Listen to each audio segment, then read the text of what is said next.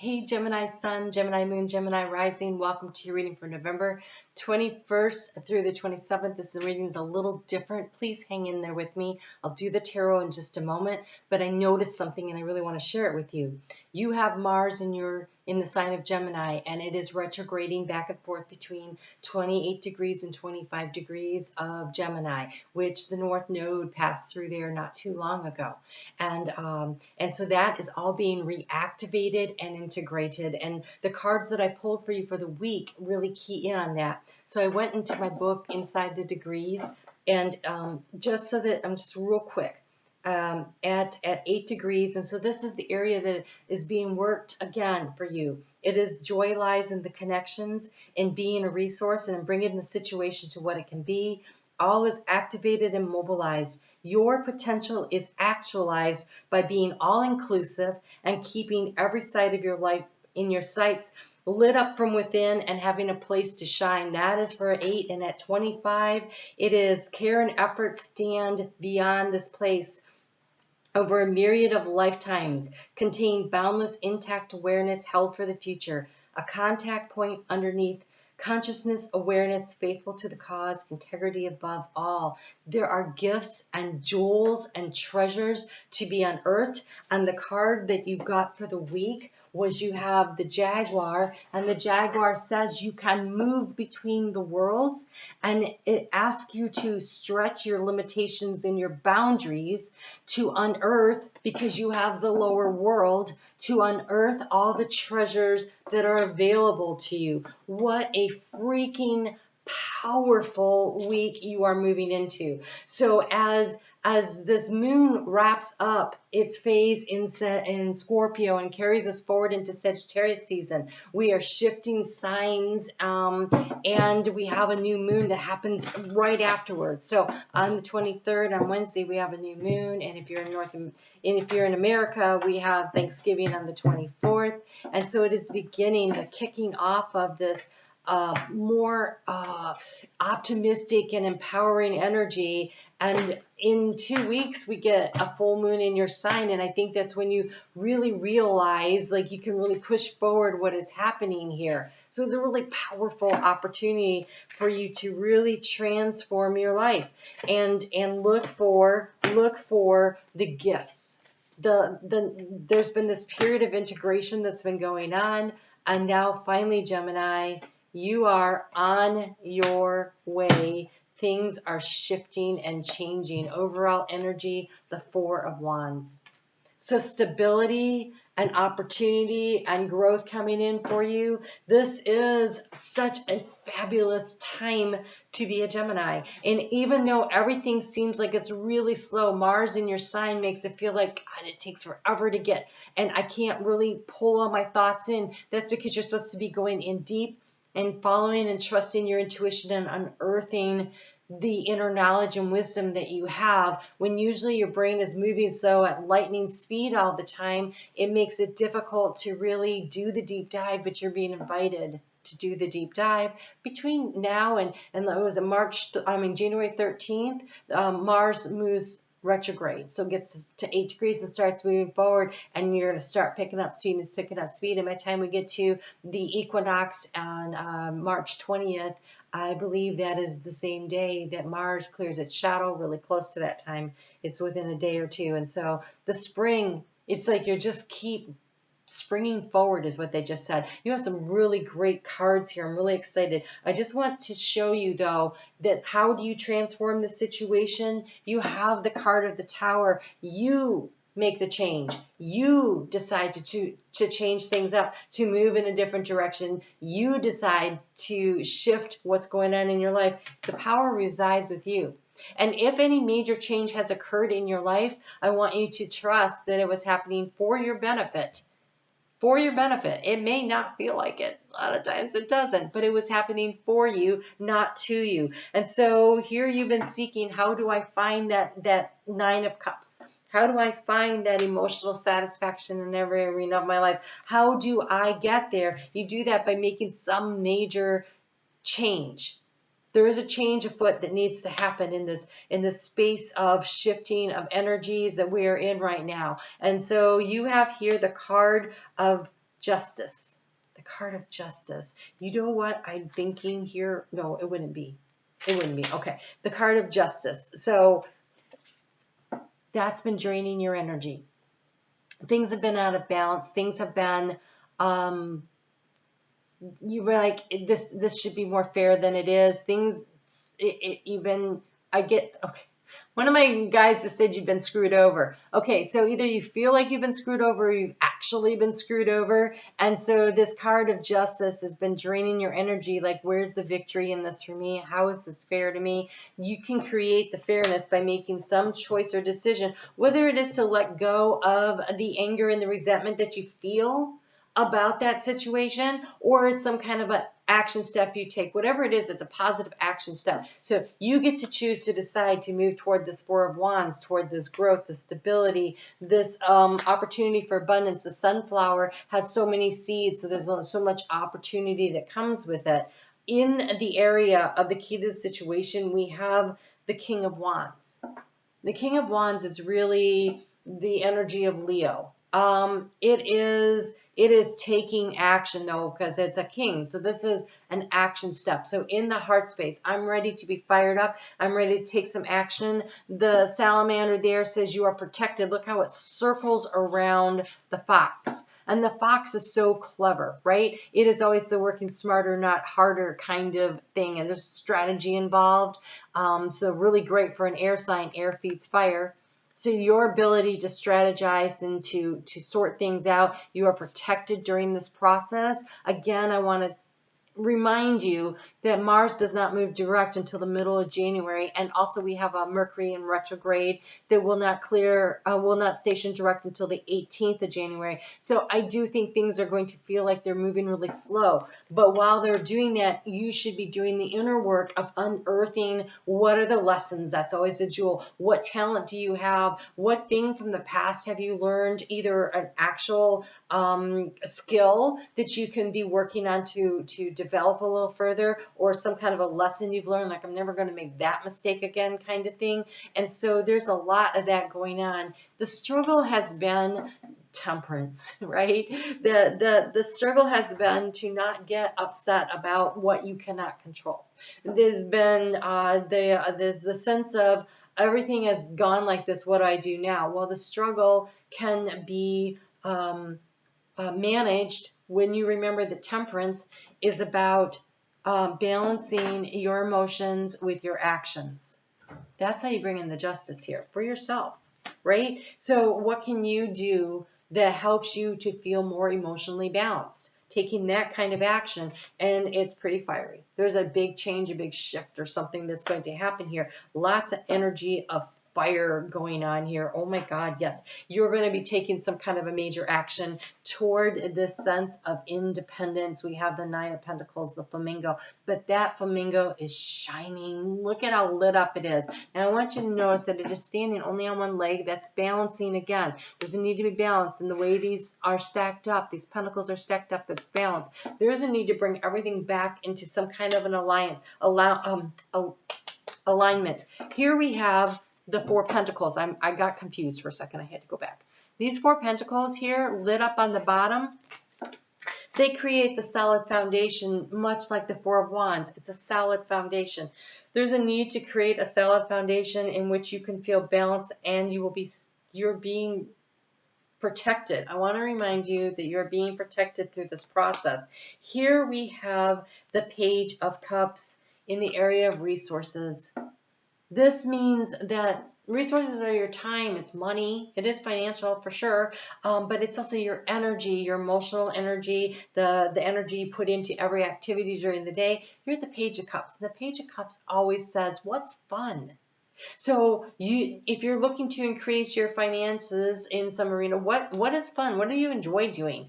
If you decide to take on a second job, okay, I always tell people, if you're going to take on a second job, there needs to be some kind of a perk to it. It's either like you really love working there, or you really love shopping there, so you get the discounts, so that even though you may not be making that much money, since you've been spending money there anyways, it makes it more money because you get a discount. So there's an element of fun in here. If you're seeking to have a relationship, a new relationship, have some fun, right? So I think that whatever it is you're seeking, by doing something that creates joy in your heart space, you will attract then to you the good things that you want in life. And it always works like that. When you create from joy, then the things that you bring and draw attract to you are joyful. But if you're creating from vengeance, then you draw and attract the lower vibrational energies. That is not what you want to be doing at this time. It's probably not what you want to do ever, but it's getting worse and worse. There's a definite need for us to be always operating in the highest energy that we can, and from a place of joy and forgiveness, and letting things go that no longer serve us. Just, oh, that doesn't work, I'm letting that go. So in the heart space, we have the Hierophant. It's called the Sage. But I want you to see that it really looks like there's a intuitive, clear understanding of something that happened, and it's promoting your growth. Your wisdom, you are growing in wisdom, but the wisdom is going to grow through your heart space. So if your heart is all closed up in anger and resentment, it can't go into the lower world to find the jewels, right? It can't unearth the gifts of the situation, and wisdom is always a gift. And sometimes it's hard earned and hard fought for. And sometimes the blessing in that is that you don't have to repeat that pattern because you have finally figured it out. That pattern doesn't work for me, right? And so when we forgive ourselves unconditionally for perceived mistakes and errors, and just realize it was just learning and growing opportunities, that really helps. Once we can forgive ourselves and forgive everybody else, really becomes super easy, because when you see your own humanity and your own fallibility, your own ability to not to be accurate and correct in everything you do, but you do it not as you're a bad person, but you're a growing person. And you just love yourself, and sometimes we have to look at way back into our past to see what set us up and set us on this path to do these things, to have these experiences, to have to learn and grow this way, so that we can become more of the light that we are. But how can we reflect more of that out into the world?